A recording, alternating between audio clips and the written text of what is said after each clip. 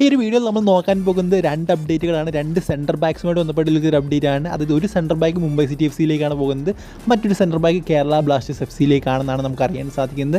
എന്തായാലും റൂമേഴ്സാണ്, സോ അതുകൊണ്ട് തന്നെ ആ ഒരു രീതിയിൽ മാത്രം കാണാം. അതായത് തന്നെ മുംബൈ സിറ്റി എഫ് സിയിലേക്ക് പോകുന്ന ആ ഒരു സെൻറ്റർ ബാക്ക് താരം, വിദേശ താരം ആരാണെന്ന് നോക്കാം. ആ ഒരു താരത്തിൻ്റെ പേരാണ് ന്യൂനോ റൈസ്.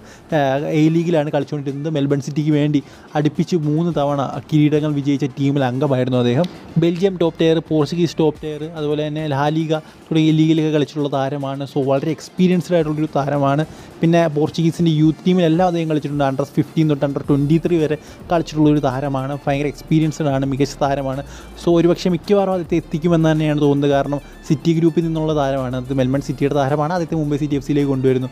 സോ വന്നു കഴിഞ്ഞാൽ ഉറപ്പായിട്ടും one of the best signing എന്ന് തന്നെ പറയണം. ഇനി അടുത്തത് കേരള ബ്ലാസ്റ്റേഴ്സുമായിട്ട് ബന്ധപ്പെട്ടിരിക്കുന്ന ആ ഒരു താരം ആരാണെന്ന് നമുക്ക് നോക്കാം. എന്തായാലും അലക്സാണ്ടർ കൊയ്ഫ് എന്ന് പറയുന്ന താരമായിരിക്കാം കേരള ബ്ലാസ്റ്റേഴ്സിൻ്റെ ഒരു സെൻറ്റർ ബാക്ക് എന്നാണ് ഇപ്പോൾ പറഞ്ഞു കേൾക്കുന്ന കാര്യം. അദ്ദേഹം അവസാനമായി കളിച്ചിരിക്കുന്നത് ലീഗ് 2-ലാണ്. അതായത് ഫ്രാൻസിൻ്റെ സെക്കൻഡ് ടയർ ലീഗാണ്. അതുപോലെ തന്നെ അദ്ദേഹം ഫ്രാൻസിൻ്റെ ടോപ്പ് ടയർ ലീഗിൽ ഏതാണ്ട് 32 മത്സരം കളിച്ചിട്ടുണ്ട്. ലാ ലീഗയിൽ 13 മത്സരം കളിച്ചിട്ടുണ്ട്. അതുപോലെ തന്നെ ബെൽജിയം ടോപ്പ് ടയറിലും അദ്ദേഹം കുറേയധികം മത്സരം കളിച്ചിട്ടുണ്ട്. സോ വളരെ എക്സ്പീരിയൻസ്ഡ് ആയിട്ടുള്ള താരമാണ്. അതുപോലെ തന്നെ ഫ്രാൻസിൻ്റെ യൂത്ത് ടീമിലെല്ലാം തന്നെ കളിച്ചിട്ടുണ്ട്. എന്തായാലും ഈ ഒരു മറ്റേ താരം മുംബൈ സിറ്റി എഫ് സിയിലേക്ക് പോകുന്ന ആ ഒരു താരവും അതുപോലെ തന്നെ ഈ ഒരു താരം, അതായത് കേരള ബ്ലാസ്റ്റേഴ്സിലേക്ക് വരുമെന്ന് പറഞ്ഞ താരത്തിനും ഏതാണ്ടൊക്കെ ഒരേ സ്റ്റാറ്റാണ്, ഒരേ ഏജാണ്.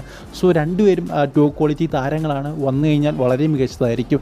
സോ നമുക്ക് കണ്ടു തന്നെ അറിയാം ഇവർ രണ്ടുപേരും വരുമോ എന്ന്. എന്തായാലും മറ്റേ താരം, അത് മുംബൈ സിറ്റി എഫ് സിയിലേക്ക് പോകുന്ന താരം ഏതാണ്ടൊക്കെ ഉറപ്പാണെന്നാണ് എനിക്ക് തോന്നുന്നത്. പിന്നെ ഈ ഒരു താരം, അതായത് ഒരു കൊയ്ഫ് എന്ന് പറയുന്ന ഈ ഒരു താരം വരുമോ ഇല്ലയോ എന്നൊക്കെ നമുക്ക് കണ്ടു തന്നെ അറിയണം.